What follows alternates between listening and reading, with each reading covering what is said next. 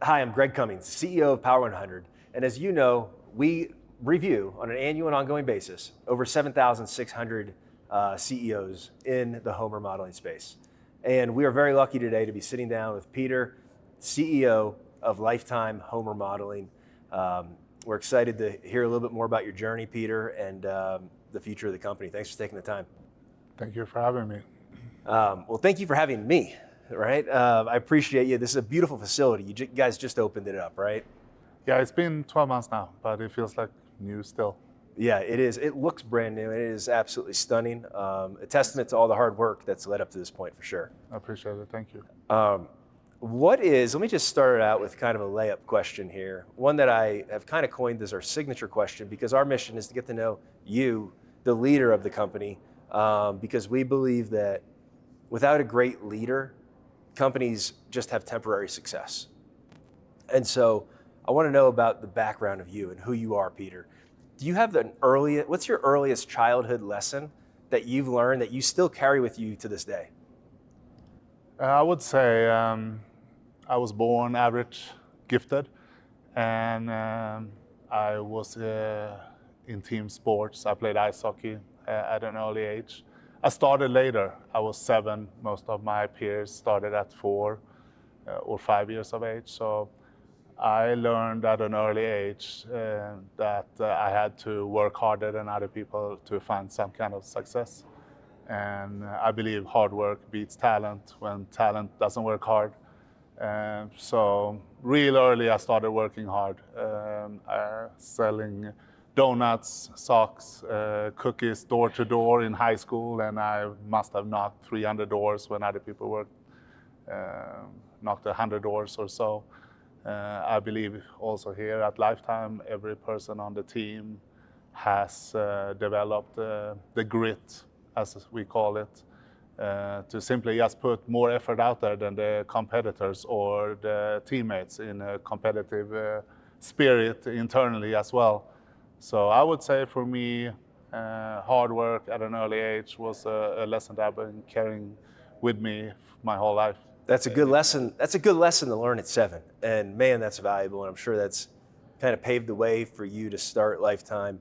And then obviously the success that you've had at Lifetime over the last handful of years or so.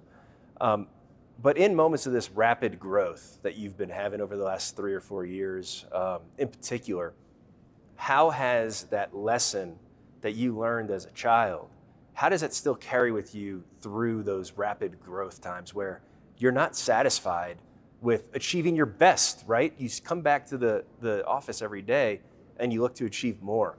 How do those two things align? I think for us, we never leave a stone unturned. And just because we run into an opportunity, whether it's a new retail opportunity or a new marketing tactics, we are never satisfied, and we keep on turning new stones. We keep on looking at new verticals, new products, new way of selling them. We also believe in investing in our people, so we definitely outwork the competition when it comes to HR. Invest in our teams, training. We have a field marketing academy that we run every month, 2 weeks of training for new team members to work at our retail opportunities, canvassing, or home shows and events. And is that what is that program? So is it like a cycle program where multiple employees can filter through to kind of see other things within inside the company, or is it just an annual, like an ongoing training program? It is an ongoing training program here at Lifetime. Half of our business that we do and help homeowners comes from what we call field marketing. We do 700 event days a year. We do... Wait a second. You do 700 event days a year? That's correct. Everywhere. So right now there's an event going on somewhere. For example, in Phoenix this weekend, we have 7 events. Wow. There is a wine event, there is a farmer's market. We did just have a home show. And in order to be able to run 700 event days a year, you need a lot of field marketing employees. And processes. That too, and leaders. It's a whole org chart. This training program is from nuts to bolts, everything that we do as far as all our products that we sell, all our brands. They get a deep understanding of what each product do for the homeowner. It is a crash course in sales and door knocking or how to talk to people.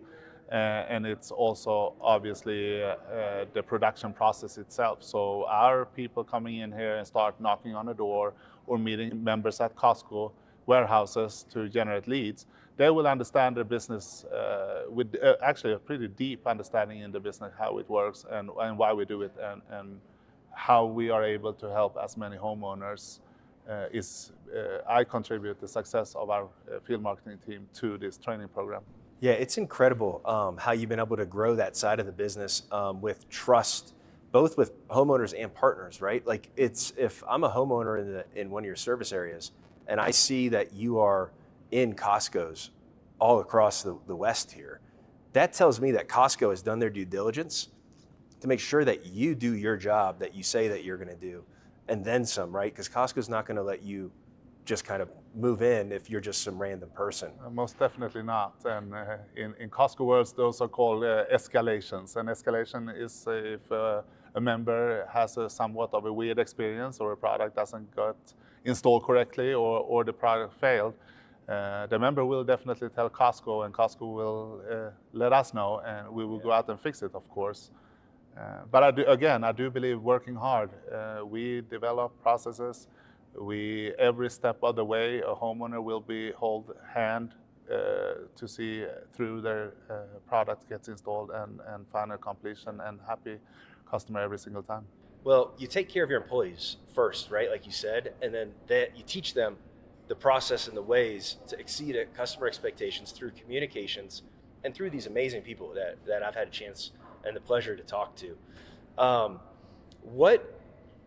That allows you all these relationships, all the leads, everything, the people, the processes, allows you now in 2025 to really expand physically, right? You're opening up new markets. Mm-hmm. I've heard a lot of people talking about San Diego. Can you explain a little bit about what the plan is in 2025 to bring Lifetime to California, in particular San Diego? Yeah, thanks for asking. We have a deep partnership with Infinity from Marvin. And I was looking at a few markets that were interesting to us.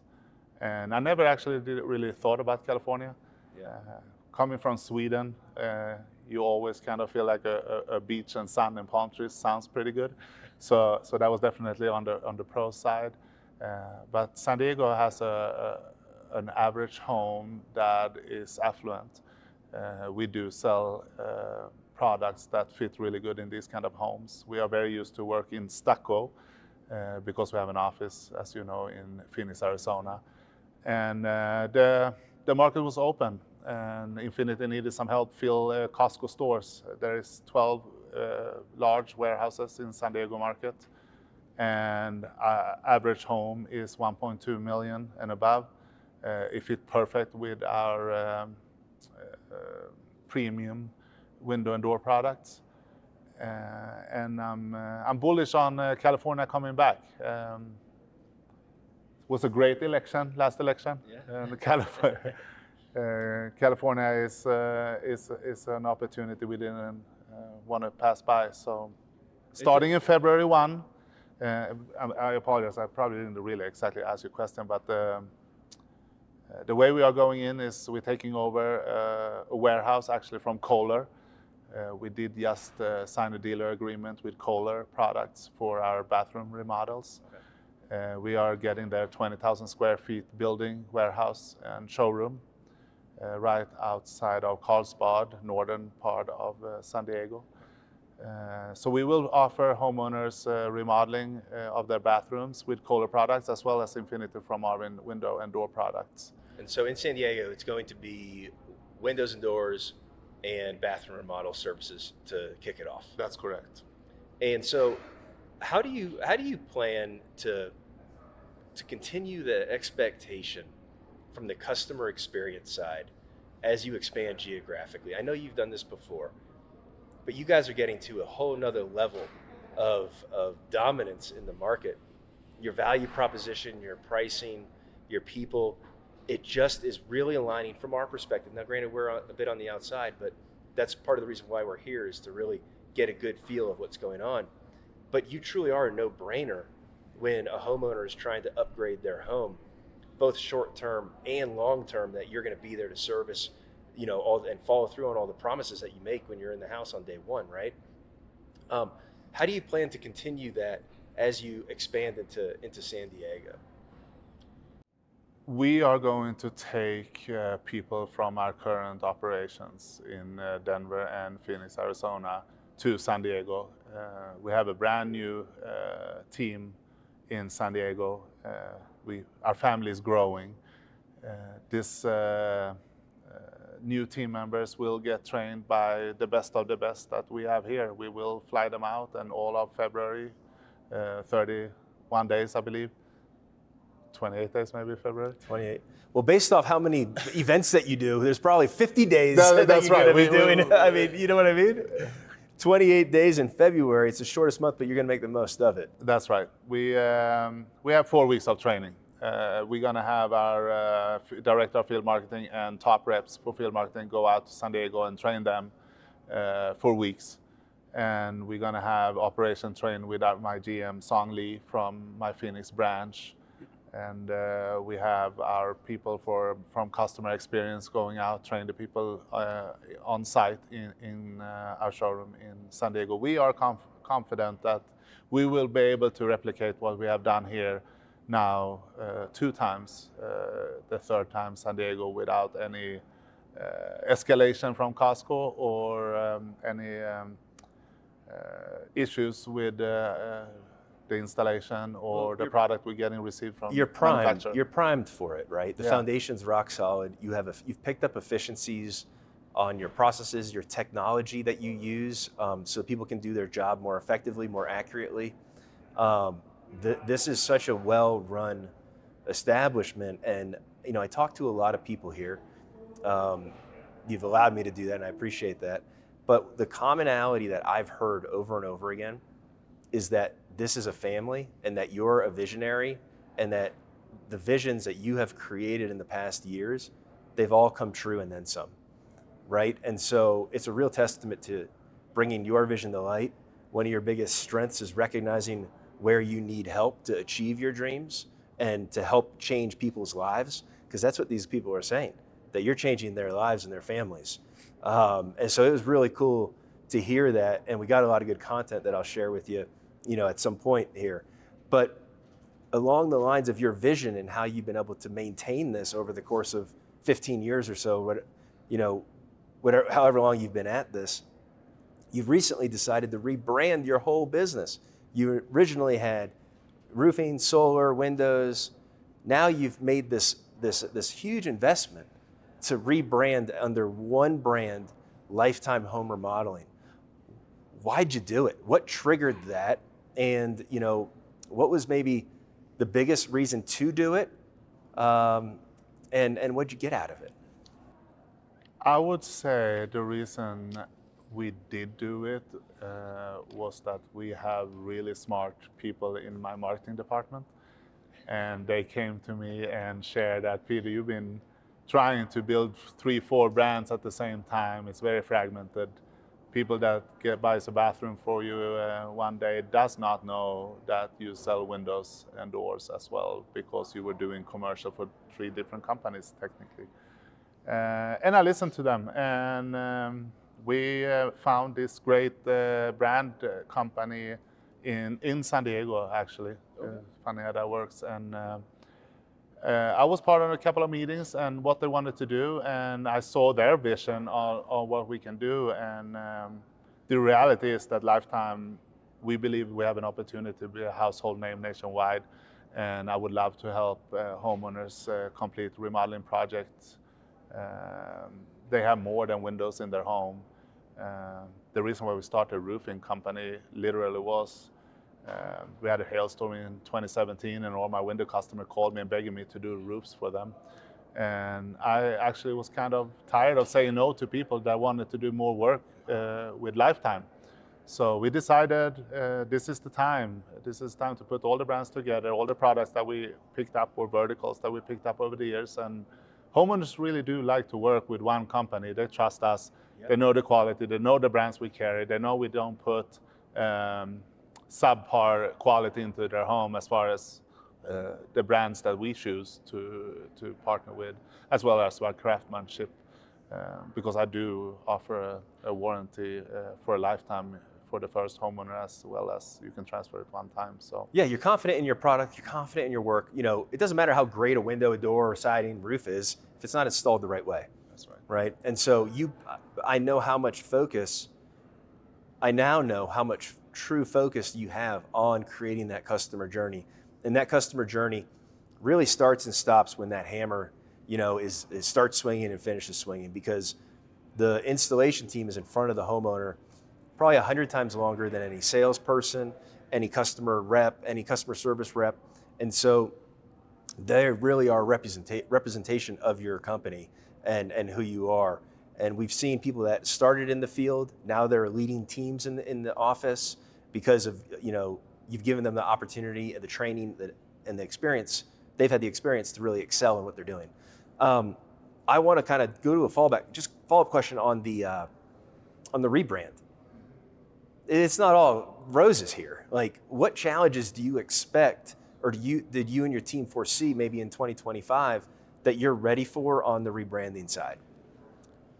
I would say it's going to take probably years until I found the last golf ball with the old Lifetime windows inside the logo, probably. So I would say challenges as far as the rebrand time. I don't have much patience, and it takes longer than I would like to do the research, do the interviews.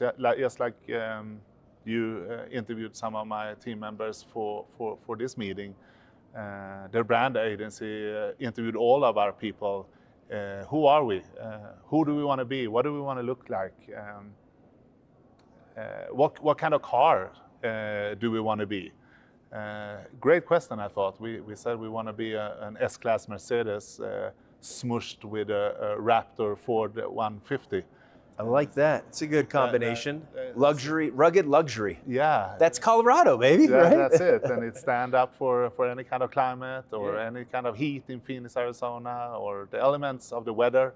The Raptor comes into play, but you also want something that is aesthetically pleasing and can fit into something that you care the most about, which usually is our home. So it's a must, right? I admire you taking on the challenge of rebranding at a time where you're rapidly growing and expanding. That must have not have been an easy process to do. But I want to kind of move over to how many things you do have going on. And I don't know when you sleep or when you're not thinking about your business, because you're going through a massive growth opportunity, both from a services perspective, as well as a revenue perspective, as well as a geographical perspective. You rebrand your company, but yet you still have this exorbitant amount of focus on your community. You invited me out to your golf tournament where you raised over $150,000, $164,000, whatever it was, for your charity golf tournament. You are in events, fun community events like the Stock Show Rodeo. You know, how do you prioritize this massive community involvement along with the responsibilities of all the families, you know, both inside and outside the walls of the company? I would say, well, number one, I do have the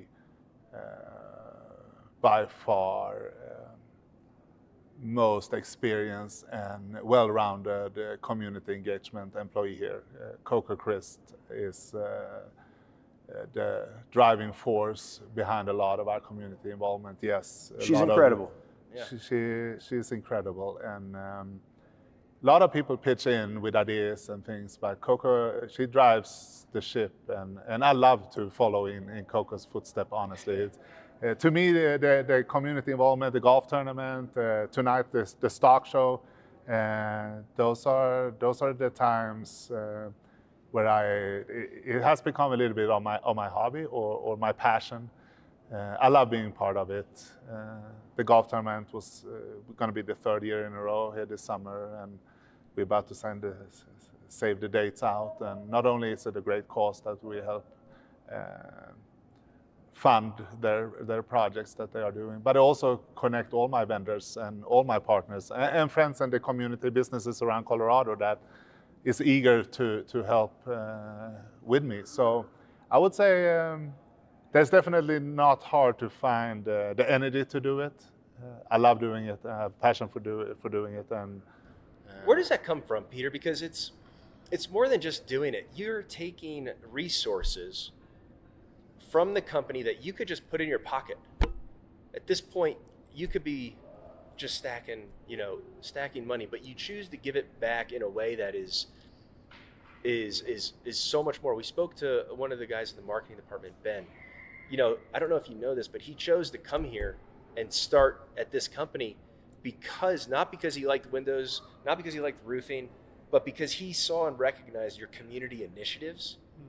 And that is what type of company he was looking for. He could do anything in marketing. Yeah, of course.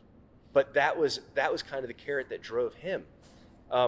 So these are just byproducts of it. But I'm just curious from your perspective, what motivates you? Where does that come from to take resources, have a whole team dedicated to community involvement and charities and giving back?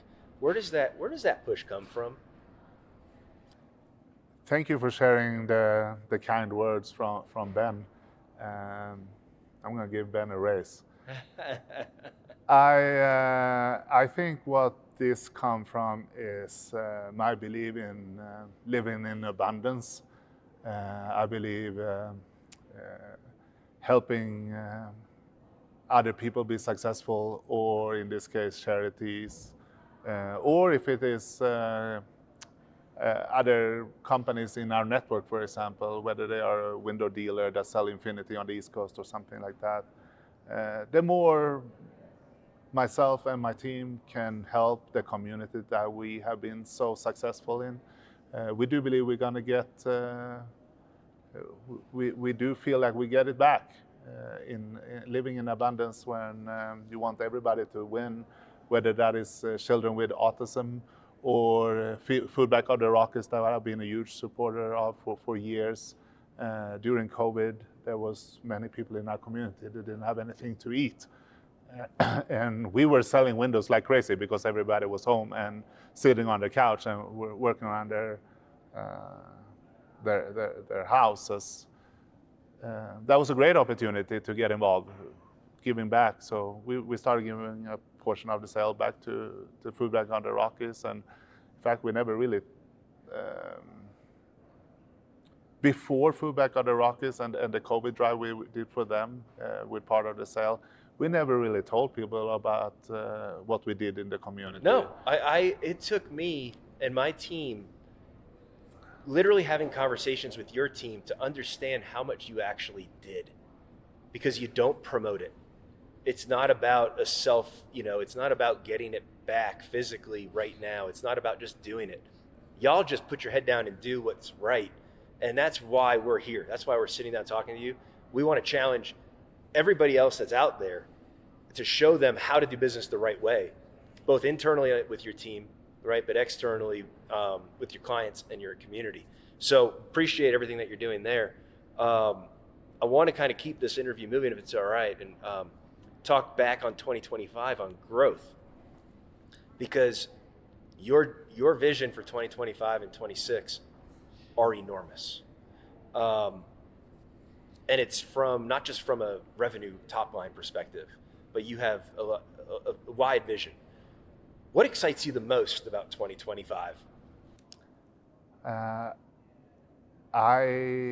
have to say what excites me the most is gonna be the feeling of seeing these teams winning and winning a lot. I would say seeing the collaboration between offices,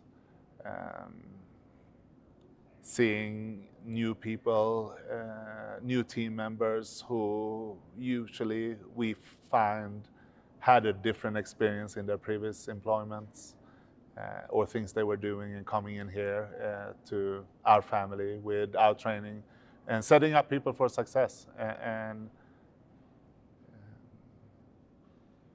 to see how big is this opportunity? What is the full opportunity that we have in front of us? If you could I'm judge, really curious to see that. if you could judge 2025 success on one physical KPI, what would it be?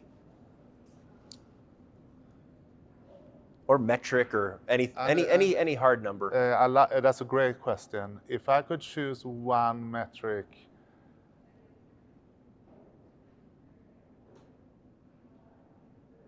it's really easy in this business to talk dollars and cents because that's how the business is. That's how top 500 measure you installed revenue.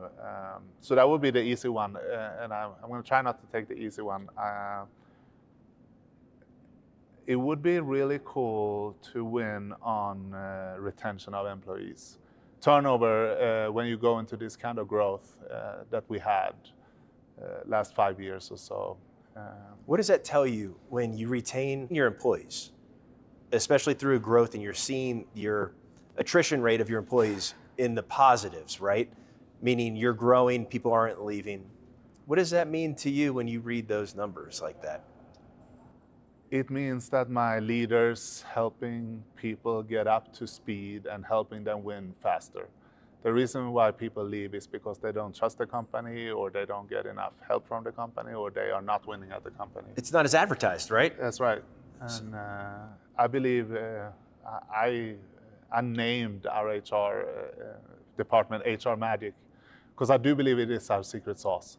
I don't believe a company take the time or the money or to invest in their people enough. I think we equip every single person at Lifetime with a much better tool belt after their first orientation and welcome to the company. Yeah, you know, everybody that I've talked to, I ask them, I'm like, who's the right person to work here at Lifetime? Like, what do you have to be? How do you know if you're the right person? And they're almost uniform in their answer.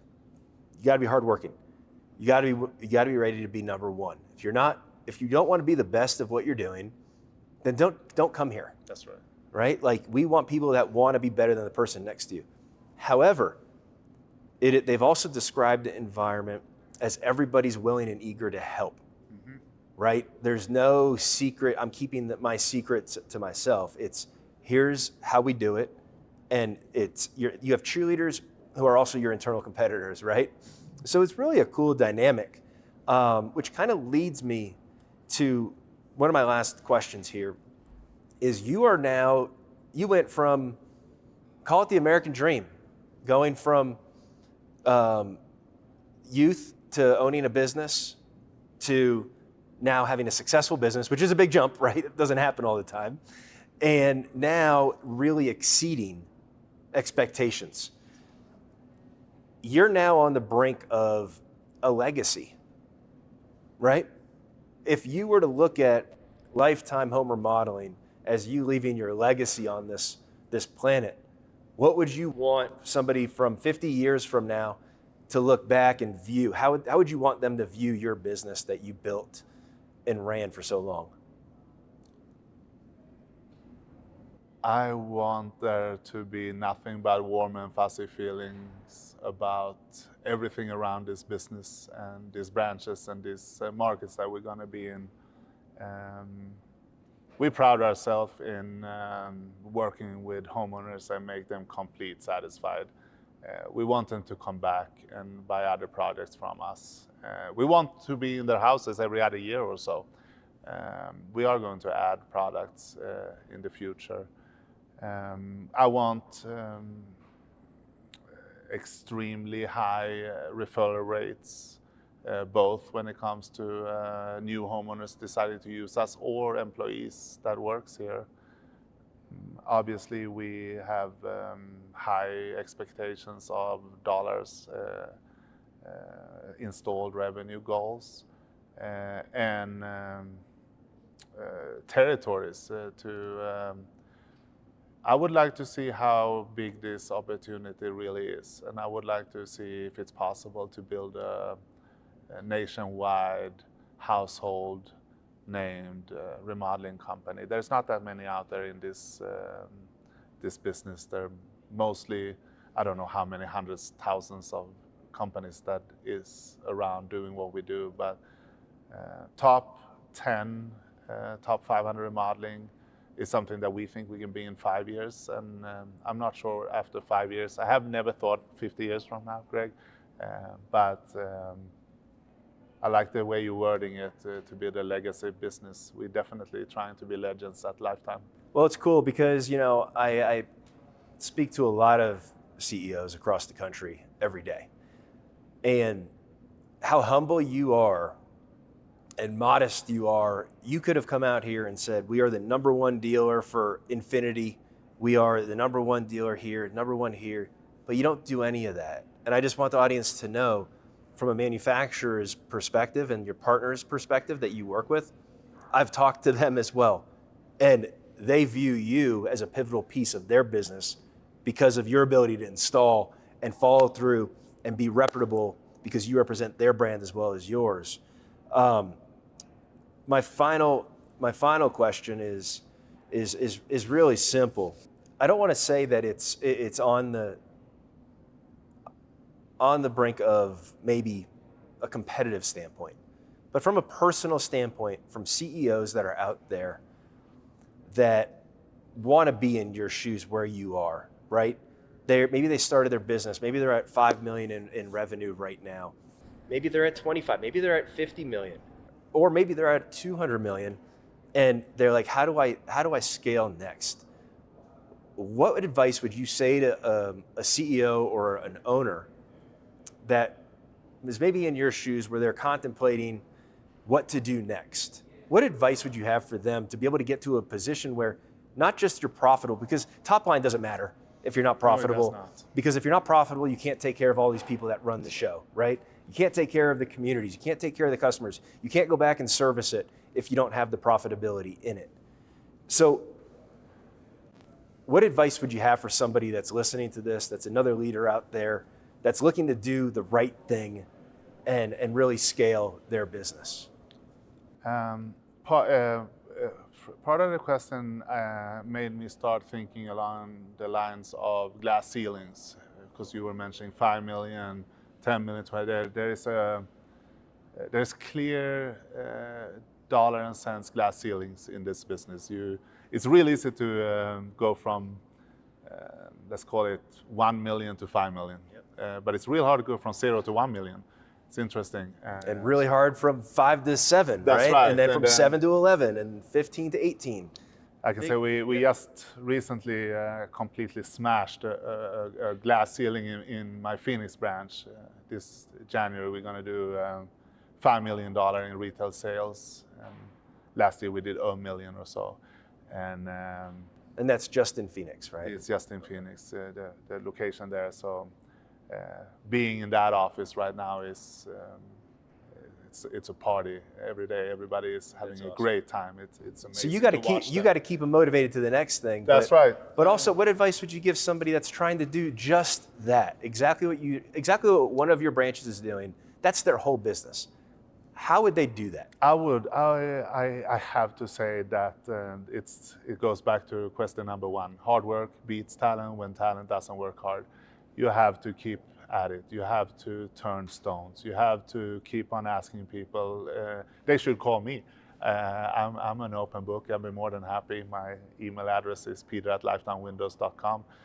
Send me a note, and I'll be more than happy to fill in any blanks that you have, or things that maybe you can do differently or so. Definitely get out to all these. It feels like it's dozens around now in Las Vegas or Orlando. I know you go into all of them where you can meet other contractors, and I've done my fair share for the last 15 years of the late nights and parties and dinners and meeting vendors and meeting brands of building supply products. And asking questions, turnstones. And what I'm The hearing, grit, and it's- what I'm hearing is that grit. What that actually means is do the work. Get out there, ask questions, try something. Don't be afraid to fail. Make sure you have a little slush fund for marketing. That don't be scared of throwing $5,000 into something new. You only need one of them here and there to work out, because when they do work out, they pay for a dozen or so that didn't work out. So don't be afraid to fail. Go out there and ask as many questions as you can. Don't be afraid to be the new guy. I love being the underdog in these kind of situations, in these kind of forums or conventions, and people are going to tell me they're every golden champion. nuggets for sure. Every single champion, the greatest of every single sport, every single company, they approach the day-to-day as an underdog. But when the chips are on the table, they expect to win because their preparation puts them in a position to where they can win. That's right. Right? And they expect to win, and they can fall to their lowest level of preparation, right? Or their highest level of prep. They fall to their lowest or their highest. You guys know what it is. But anyways, I want to say thank you again for having us here. Is it okay if we continue to kind of follow your business through 2025, continue to tell your story? Because we are really excited to see where you can take your business, both in this year, in 2025, but also in 2 years and 3 years. Because we do believe that you are primed and positioned to be able to actually be one of those companies that can be a household name across the entire country. So thank you for having us. Is that okay if we follow and tell your story? Greg, it would be my honor. You are always welcome in our offices. Awesome. I appreciate it, Peter. And if you guys liked this content, you can visit our website to check out more content with other great leaders across this country, and do what you're supposed to do these days, like, follow, or subscribe. I don't really know all that stuff, but you guys know what to do. But thank you for tuning in. And as always, power up.